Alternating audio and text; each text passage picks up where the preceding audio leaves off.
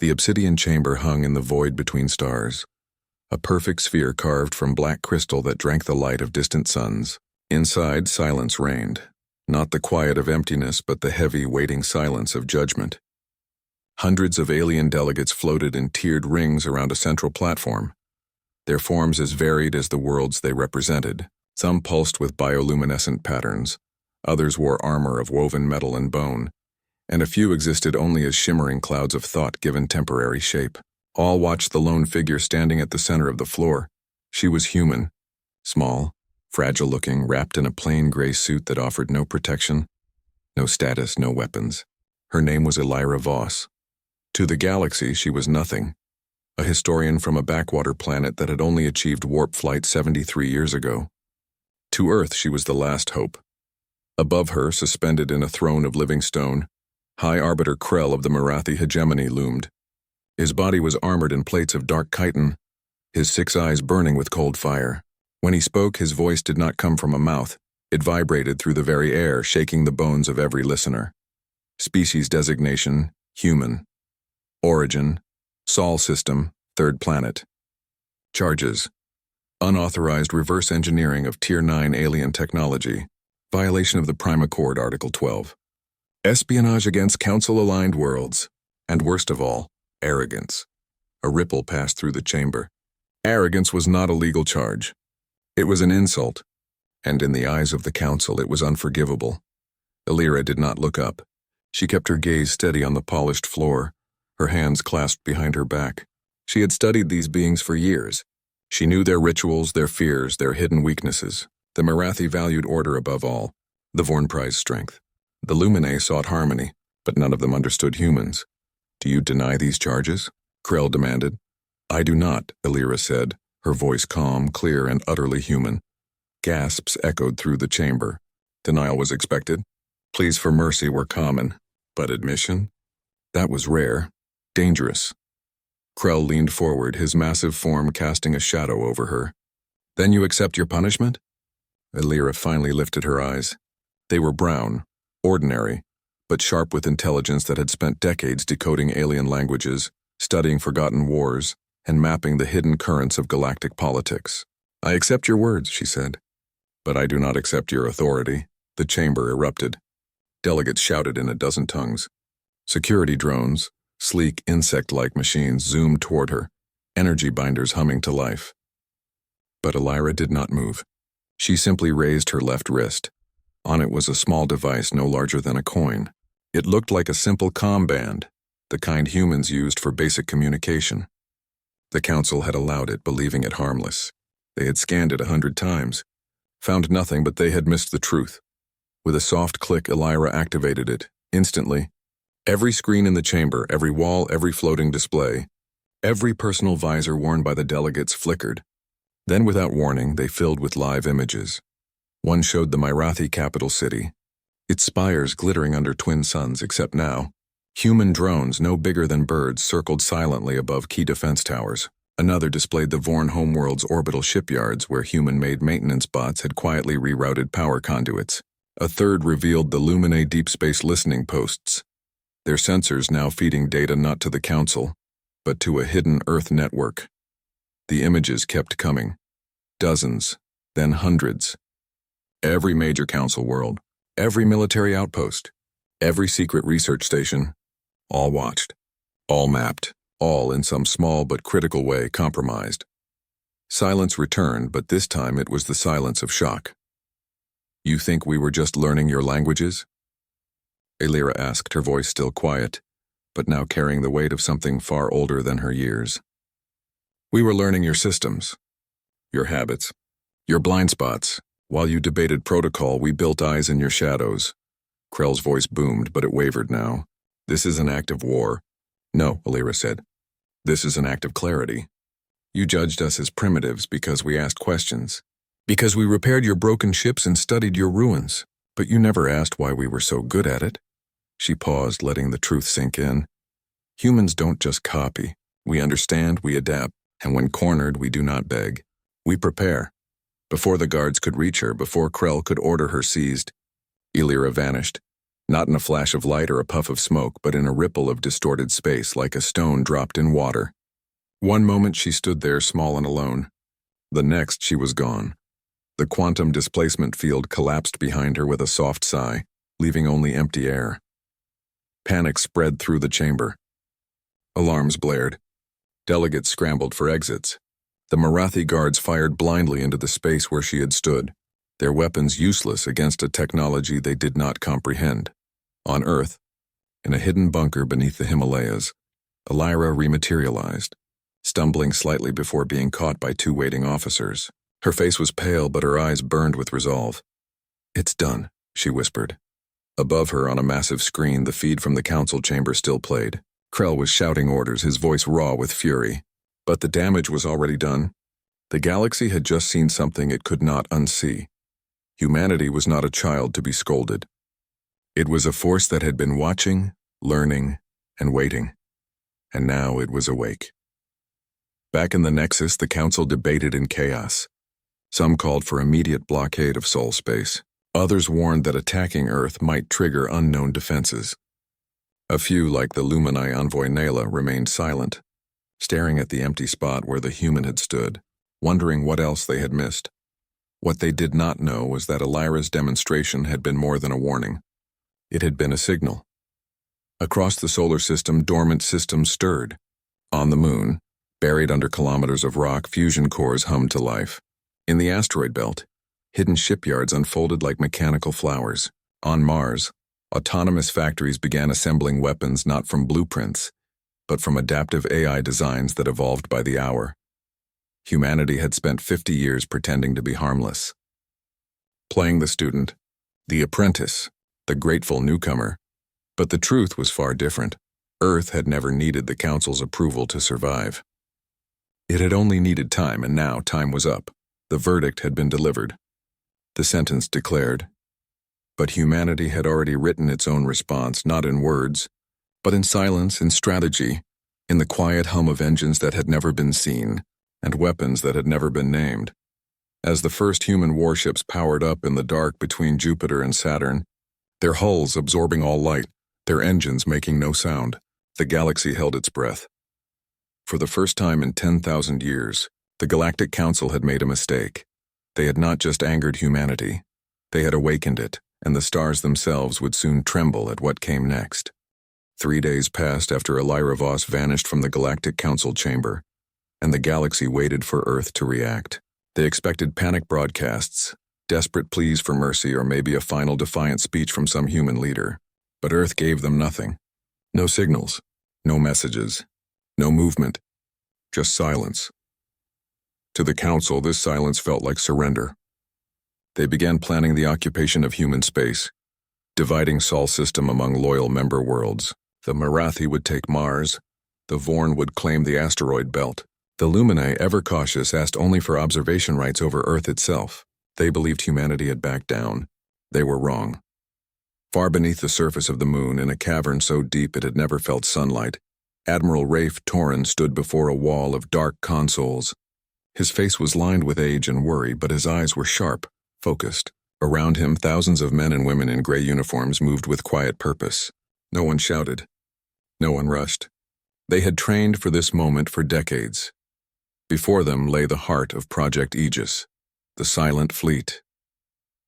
For 50 years, while the galaxy watched Earth build cities and trade posts and research labs, humanity had also been building something else, hidden inside hollowed-out asteroids buried under lunar ice, disguised as mining drones in the rings of Saturn. Hundreds of warships waited. Not like the bulky, noisy vessels of the Council, with their glowing engines and loud comms. These ships were different. Their hulls were made of programmable matter that could shift shape, absorb sensors, and mimic background radiation. Their engines bent space instead of burning fuel, leaving no trail. They did not communicate with radio waves. They used quantum-entangled particles, messages that arrived instantly, with no signal to intercept. "Initiate phase echo," Torren said, his voice low but firm. Across the solar system, dormant systems came alive. On the far side of the moon, a mountain cracked open. From within, a ship shaped like a black arrow slid out, silent and smooth. Near Jupiter, A cluster of ice chunks drifted apart, revealing sleek vessels nestled inside. In the Kuiper Belt, objects once thought to be dead comets unfolded into warships, their surfaces shimmering like oil on water. Not a single alarm sounded. Not one alien sensor picked them up. While the silent fleet launched, something else was happening on Proxima Centauri b, a lush, Earth-like world governed by the Council. Thousands of humans lived there, working as farmers, engineers, and data clerks. To the alien overseers, they were harmless, useful even, but they were also watching, waiting. Deep in the colony's central hub, a young man named Joran sat at a maintenance terminal. He looked like any other human technician, worn coveralls, tired eyes, a cup of cold coffee beside him. But beneath his skin, linked to his nervous system, was a neural implant.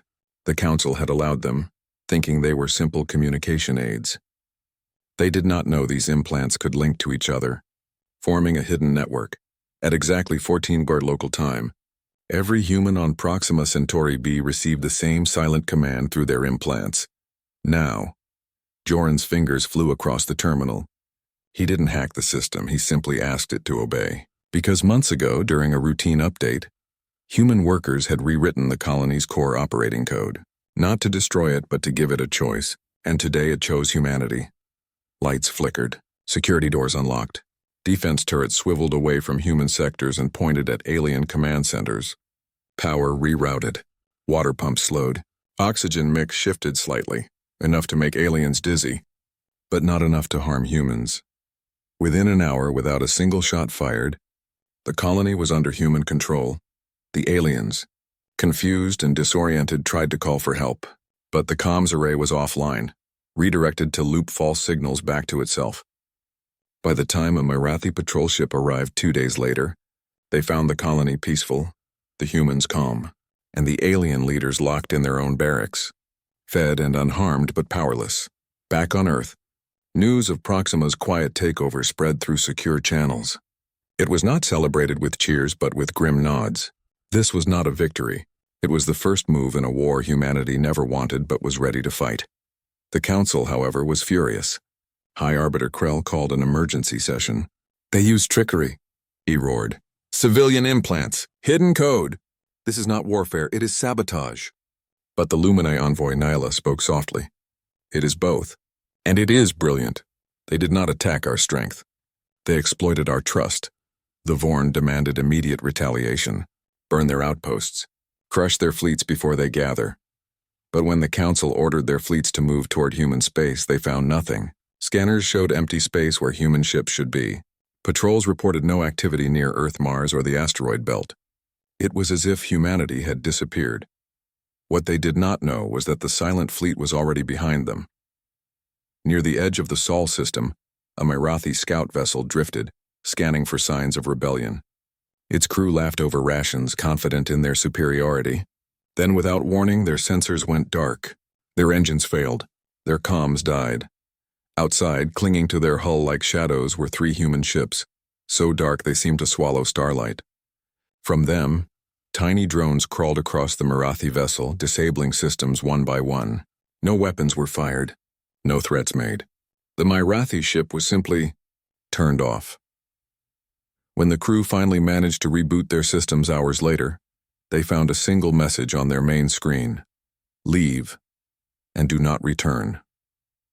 This pattern repeated across the galaxy. Council supply lines went silent. Relay stations stopped responding. Patrol routes were mysteriously avoided by human forces, because the humans knew the routes before the patrols did. How? Because for years human diplomats, traders, and workers had been everywhere. They fixed alien machines, cleaned alien ships, served alien food.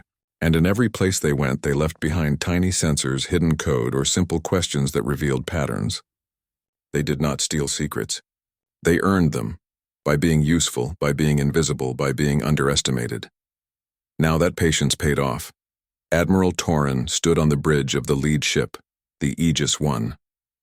It had no windows, just screens showing real-time data from thousands of hidden sources. He watched as the Council scrambled, sending fleets in all directions, chasing ghosts. "They think war's about big ships and loud guns," he said to his second-in-command, a woman named Mira. But we know better, Mira nodded. War is about information, control, timing, and silence, Torin added. On Earth, cities remained calm. Children went to school. Farmers worked the fields. But underground, factories ran day and night. Not building bombs, but building more drones, more sensors, more ships that bent light and slipped through cracks in reality. The galaxy had expected humanity to fight like them, head on, proud, loud. Instead, humanity fought like water, flowing around obstacles, filling every gap, wearing down stone with patience. And the Council, for all its power, had no defense against an enemy that did not play by their rules. As the days turned into weeks, more human-controlled systems emerged. Titan, Ceres. Even a listening post near Barnard's star, long thought abandoned, suddenly transmitted a human signal, calm, clear, and in perfect Marathi. We see you. Fear began to spread among the Council species. Not fear of destruction, but fear of the unknown. How many humans were out there? How much had they learned? What else had they hidden? High Arbiter Krell refused to show fear. He ordered the construction of a new weapon, a stellar destabilizer capable of collapsing a star's core. If Earth would not surrender, he would erase it from the sky.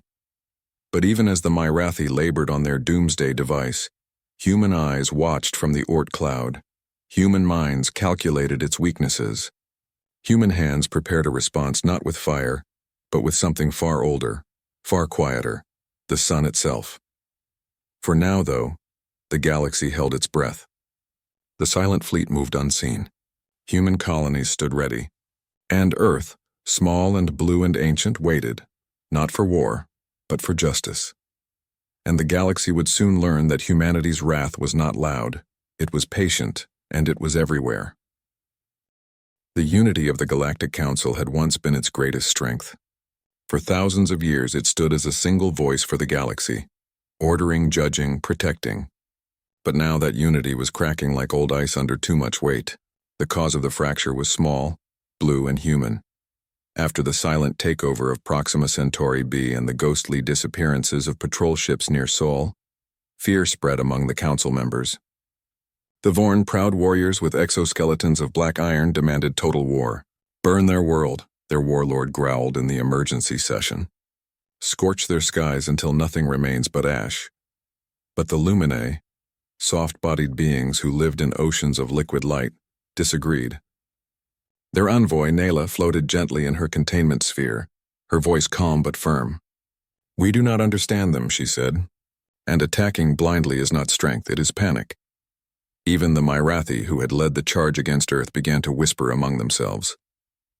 High Arbiter Krell still called for punishment, but some of his own advisors questioned his judgment. Had they truly known what humanity was capable of, or had they dismissed them too easily? Into this growing chaos stepped Darian Coe, Earth's new ambassador. He did not arrive in a warship or with threats. He came alone aboard a small civilian vessel requesting a private meeting on Ceres 7, a neutral moon used for delicate talks. The council, torn between suspicion and curiosity, allowed it. Ceres 7 was a place of quiet beauty. Its surface was covered in domes filled with glowing algae, gardens of crystal flowers, and pools that reflected the stars. Inside one such dome, Darian waited. He was not a soldier like Torin, nor a scholar like Elira. He was a negotiator, someone who understood that words could be as powerful as weapons, if used well. Nayla arrived first. Her form shimmered as she moved through the water-filled corridor, her thoughts translated into soft chimes by her translator ring. She studied Darian carefully. He looked tired but not afraid. You risk much by coming here, she said. I risk more by staying silent, Darian replied. Your council thinks we started this war, but you declared us guilty before we even spoke. Nayla tilted her head. You broke the Prime Accord. You used our technology. We studied it, Darian corrected. We did not steal it. We found broken things in dead worlds and asked, how did this work? That is not crime. That is curiosity. He paused, then added, and you punished us for being good at it. Nayla was silent for a long time. Then she asked, what do you want? Not war, Darian said. We never wanted war. But we will not live as slaves or children. We want a place at the table, not as subjects, but as equals. Nayla's light pulsed softly. The Marathi will never accept that. Maybe not, Darian said. But others might. That night, under the twin moons of Series 7, something shifted. Nyla returned to the council chamber not with demands, but with questions. Why do we assume humanity is our enemy? She asked. They have not attacked our worlds. They have not killed our people. They have only defended themselves, and done so with skill we should respect, not fear. Her words found ears that were already doubting. The Glimmerfolk of Vega, small and timid, had long resented Marathi control. The Cathari traders who valued profit over pride saw opportunity in human tech. One by one, species began to pull back from Krell's call for total war. Then came the vote. The council gathered to decide whether to authorize Operation Scorched Sky, the Marathi plan to destroy Earth's star. Krell argued it was the only way to end the threat. They hide in shadows, he thundered. We must burn the shadows away. But when the vote was cast, the result stunned the chamber. The Luminae abstained. The Glimmerfolk voted no. The Cathari refused to support it. Even two minor Marathi factions withheld their approval. For the first time in its history, the council failed to reach consensus on a matter of war. Krell's face darkened. You weaken us, he hissed. You let fear rule you. No, Nayla replied. We let wisdom speak. Furious, Krell stormed out. But he did not give up. In secret, he ordered the Marathi fleet to proceed with Operation Scorched Sky anyway. The stellar destabilizer, a device capable of triggering a chain reaction in a star's core, was already aboard the dreadnought Oblivion's Maw. It would reach Sul in 12 days. Back on Earth, intelligence from hidden sources confirmed the plan. Admiral Torin called an emergency meeting. They're going to kill our son, he said, his voice heavy. But Elira, now recovered from her quantum jump, shook her head. No, they're going to try. She explained what few knew. For years, human scientists on Mercury had been studying the sun, not just as a source of energy, but as a living system of plasma and magnetic fields. They had discovered that with the right frequency, the sun could be made to resonate. Not explode, but focus. We've been whispering to it, she said. Teaching it to listen. Torin frowned. You're saying we can use the sun as a weapon? I'm saying, Elira replied, that if they bring fire to our home, we will show them how stars truly burn. Meanwhile, Darian remained on Series 7. Word of the Myrathi's secret plan had leaked, and panic spread among the neutral species. Some packed their ships to flee. Others begged Darian for protection. We cannot fight the Marathi alone, one delegate said. You won't have to, Darian told them, but you must choose. Stand with fear or stand with reason. His quiet confidence began to sway more minds. By the end of the week, 3 more species quietly opened communication channels with Earth. They offered safe passage for human ships, shared sensor data, even spare parts for their hidden fleet. Humanity was no longer alone, but time was running out. As the Oblivion's Maw crossed into the outer edges of the solar system, its crew confident in their mission, they detected nothing unusual. No fleets, no warnings, just the quiet hum of space. What they did not see were the millions of tiny drones drifting in the Oort cloud, each no larger than a grain of sand, each tuned to a specific frequency. They had been placed there over decades, disguised as cosmic dust. Now they activated. Deep inside Mercury's research station, scientists held their breath. On Earth, cities dimmed their lights. In orbit, the silent fleet formed a loose ring, not to fight, but to watch. And at the heart of it all, the sun waited. Darian stood on the observation deck of Series 7. Looking toward Sol, he knew what was coming. He also knew that after this, the galaxy would never see humanity the same way again. Not as primitives, not as rebels, but as equals who had earned their place. Not with words, but with silence, with patience, and with the courage to protect their home without becoming monsters. The Myrathi thought they were bringing judgment, but they were walking into a lesson, and the teacher was a star. The Myrathi dreadnought. Oblivion's Maw drifted through the outer dark of the solar system, a mountain of black alloy and ancient weapons. It carried the stellar destabilizer, a device older than most council species forged in the fires of a forgotten war. Its purpose was simple: fire a single pulse into Sol's core, and the star would collapse inward, then explode outward, wiping Earth and all its colonies from existence in less than an hour. Inside the ship, High Commander Vrax stood on the command deck, his chitinous fingers tapping the arm of his throne. He had no doubt of success. The humans had shown cleverness, yes, but cleverness could not stop physics. No fleet waited to meet him. No signals begged for mercy. The system was quiet. Too quiet. But Vrax dismissed the silence as fear. He ordered the final approach. Back on Earth, in a buried command center beneath the Sahara, Admiral Rafe Torren watched the dreadnought's path on a large screen. Beside him, Alira Voss stood with her arms crossed, her face calm but her eyes sharp. Around them, dozens of officers moved quietly, monitoring data streams from every corner of the system. "They're entering the Oort cloud," one officer reported. "Activate the swarm," Torren said. Far beyond Pluto, millions of tiny drones, each no bigger than a speck of dust, woke from their long sleep. They had been placed there over decades, hidden inside comets, disguised as space debris ignored by every alien scan. Now they unfolded their microscopic wings and began to hum, not with sound, but with resonance. Deep inside Mercury's research stations, scientists held their breath. For years they had studied the sun, not just as a ball of fire, but as a living ocean of plasma, magnetic fields, and energy currents. They had discovered that with the right frequency, the sun could be made to respond. Not like a machine, but like a partner. The drones began to sing. Their signal was not radio, not light. It was a quantum whisper, tuned to the exact harmonic of Sol's core. One by one, the drones locked into place, forming a vast invisible net around the star. On the Oblivion's maw, alarms suddenly blared. "What is this?" Vrax demanded. "Unknown energy pattern," a Marathi technician hissed. "It's coming from the sun." Before they could react, the stellar destabilizer fired. A beam of twisted spacetime shot from the dreadnought's bow, aimed straight at Sol's heart. For a moment, nothing happened. Then the sun answered.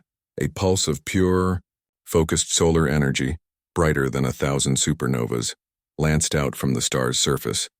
It did not scatter. It did not fade. It traveled in a perfect line, guided by the drone network, and struck the Oblivion's maw dead center. The dreadnought's shields, strong enough to withstand asteroid impacts and plasma storms, shattered like glass. Its hull melted in an instant. The destabilizer overloaded, its own energy turned against it. In less than 3 seconds, the ship that had carried the wrath of the Marathi hegemony vanished, vaporized not by human weapons, but by the very star it had tried to destroy. The flash lit up the entire solar system. On Mars, colonists shielded their eyes. On Titan, methane lakes reflected the light like mirrors. Even on distant Pluto, the ice glowed blue for a full minute. And then, silence returned. But this silence was different. It was not the silence of fear or waiting. It was the silence of awe. Across the galaxy, every species with a telescope or a sensor array saw what happened. They watched as a human-controlled star defended its children. They saw that humanity did not just build ships or hack systems. They spoke the language of the cosmos itself. In the council chamber, chaos erupted. Delegates shouted, some in terror, others in wonder. The Vorn warlord slammed his fist on the table. "This is witchcraft." "No," Nyla of the Lumini said softly. "It is science." And respect. High Arbiter Krell sat frozen in his throne. For the first time in his long life, he felt something he had not known in centuries. Doubt. Back on Earth, people did not cheer. They stood in streets and fields and rooftops, looking up at their sun, now calm again, shining as it always had. But they knew. They had just witnessed the moment their home became more than a planet. It had become a shield. Admiral Torren exhaled slowly. "It worked." Elira nodded. "Because we didn't fight the Marathi. We asked the sun for help." In the days that followed, the galaxy changed. The Glimmerfolk sent a formal message of alliance. The Cathari opened trade routes. Even the Vorn, though silent, recalled their warships from human borders. The Marathi, humiliated and shaken, withdrew to their home system, their authority broken, but humanity did not gloat. There were no victory parades, no demands for revenge. Instead, Earth sent a simple message to every known world. We do not seek to rule. We seek to coexist. On Series 7, Darian Co. met again with Nayla. The dome gardens were quiet, the algae glowing softly in the dim light. They will fear you now, Nayla said. Let them, Darian replied. But let them also understand. We did not create this power to dominate.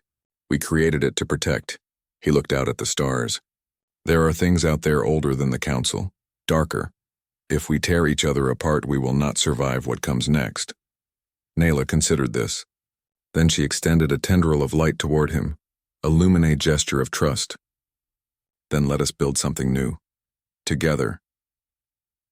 Meanwhile, deep in the void beyond known space, human long-range telescopes detected something strange. A signal, faint but steady, repeating in a pattern no natural phenomenon could produce. It was not from any Council world. It was older, colder, and it was moving towards Sol. The scientists who found it did not panic. They logged the data, ran simulations, and sent a quiet alert to the highest levels of Earth's defense network. Humanity had just survived a war with the most powerful alliance in the galaxy. But now something else was coming. Something that had watched the sun's pulse. Something that knew Earth was no longer defenseless. In hidden shipyards, work continued. Not on weapons of destruction, but on ships built for deep exploration, for first contact, for defense without cruelty. The silent fleet remained ready, but its purpose had shifted. It was no longer just a shield, it was a promise that humanity would never again be judged, without being heard, that they would never again be treated as less, and that if the universe brought new threats, Earth would meet them not with rage but with wisdom, with unity, and with the quiet strength of a species that had learned to listen to stars. As night fell over Geneva, where the old United Nations once dreamed of peace, a new council began to form, not of nations but of worlds. Humans sat among aliens not as beggars or rebels but as equals.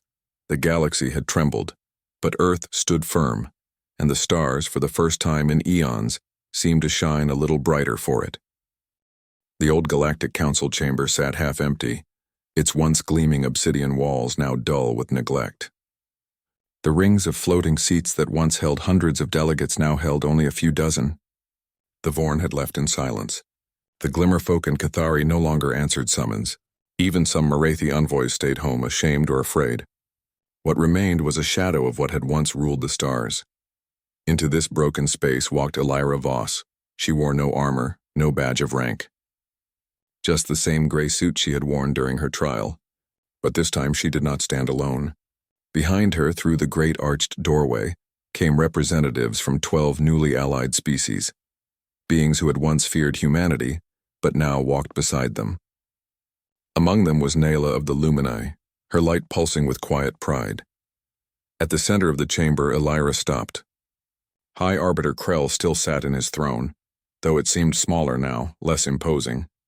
His 6 eyes watched her, not with fury, but with something new, uncertainty. Elira did not speak at first.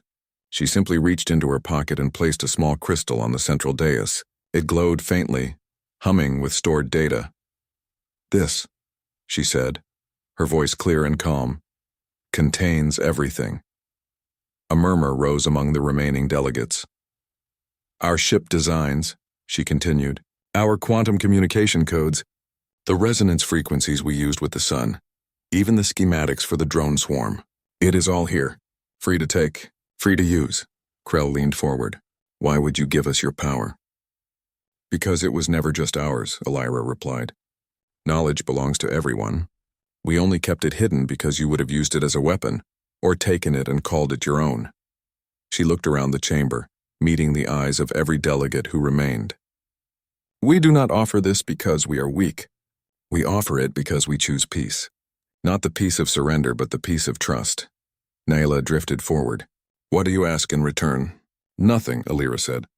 "Except this, that we build something new, together. Not a council that judges from above, but a union that listens, learns, and grows." For a long moment, no one spoke. Then one by one, the delegates approached the dais. Not to seize the crystal, but to place their own offerings beside it. Data cores, memory stones, even living seeds that held the genetic archives of their worlds. It was a ritual older than the council itself, the pact of shared light. Krell did not move at first, but after a long silence he rose from his throne. He walked slowly to the dais, removed a small black orb from his belt, and set it beside Elira's crystal. It pulsed once, then linked with the others in a soft web of light. The old council was dead. In its place, the Concord of Free Systems was born. On Earth, people watched the live feed in quiet awe. There were no parades, no speeches, just a sense of relief and something deeper, hope. Children played in parks under skies no longer shadowed by fear. Farmers worked fields knowing their world was safe. And in cities across the globe, humans and alien visitors walked side by side, learning each other's languages, sharing meals, building something new.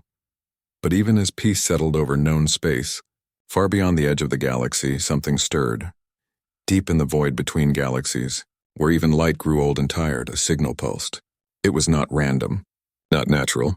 It repeated in a pattern that matched no known language, yet carried a rhythm that felt intentional. Human deep space arrays had first detected it weeks ago. At first they thought it was noise. Then they realized it was a call, and it was getting closer. Scientists on the lunar far side studied the signal day and night. They found that it matched no council technology, no Mirathi code, no Vorn frequency. It was older than all of them. Older than stars. It's not a message, said Dr. Lena Rios, lead astrophysicist at the Tycho Array. It's a probe, or a scout, and it's heading straight for Sol. Admiral Torin was informed immediately. He did not panic. He simply nodded and gave the order. Wake the outer sentinels. Hidden in the Oort cloud, dormant human ships powered up. Not the silent fleet. These were different. Smaller, faster, built not for war but for first contact. Their hulls carried no weapons, only sensors, translators, and a simple message repeated in every known language. We are here. We mean no harm. But Earth was not naive. While the Concord celebrated its first treaty, humanity prepared, not for war but for the unknown. Because the signal carried something else beneath its rhythm, a warning. Or perhaps a test. On Series 7, Darian Coe met with Nayla and the new Concord leaders. He showed them the signal data. This is why we must unite, he said. Not just to share power, but to face what comes next. Alone we fall. Together we might understand, Nayla agreed. Within days, the Concord pooled its resources. Lumini lightweavers helped decode the signal's harmonic layers. Mirathi engineers reinforced human sensor nets. Even the Vorn, still proud but humbled, offered their deep space scouts to track the object's path. It would reach the edge of human space in 6 months. Back on Earth, Elira stood on a hill outside Geneva, looking up at the night sky. The stars seemed different now, not distant judges but neighbors. Yet one patch of darkness near the constellation of Andromeda felt heavier than the rest. That was where the signal came from. She knew humanity had won the war with the Council. But this was something else. A child ran past her laughing, holding a toy ship that glowed with soft blue light. Elira smiled. That was what they were protecting. Not just cities or technology, but laughter, curiosity, the right to grow. In hidden labs, scientists worked on new ways to communicate, not with words, but with shared experiences, with light, with music. If the signal source was intelligent, they would not meet it with guns or demands. They would meet it with an open hand and an open mind, but they would also be ready. Because humanity had learned a hard lesson. Peace must be earned, not given. And sometimes, to protect peace, you must stand firm. As the weeks passed, the Concord grew stronger. Trade routes opened. Joint research stations formed in orbit. Human children learned alien songs. Alien students studied human history, not as a tale of rebellion, but of resilience. And through it all, the signal grew louder. It did not speed up. It did not slow down. It simply came steady and sure like a heartbeat from the dark. Earth did not hide. It did not run. It turned its best minds, its kindest hearts, and its quietest ships toward the unknown. The galaxy had once trembled at humanity's wrath. Now, it would watch as humanity reached out, not in anger, but in hope. And if the stars answered with kindness, all would be well. But if they answered with threat, Earth would not stand alone. For the first time in history, the galaxy stood together, and whatever came from the dark would find not one world waiting, but many, united, ready, and unafraid.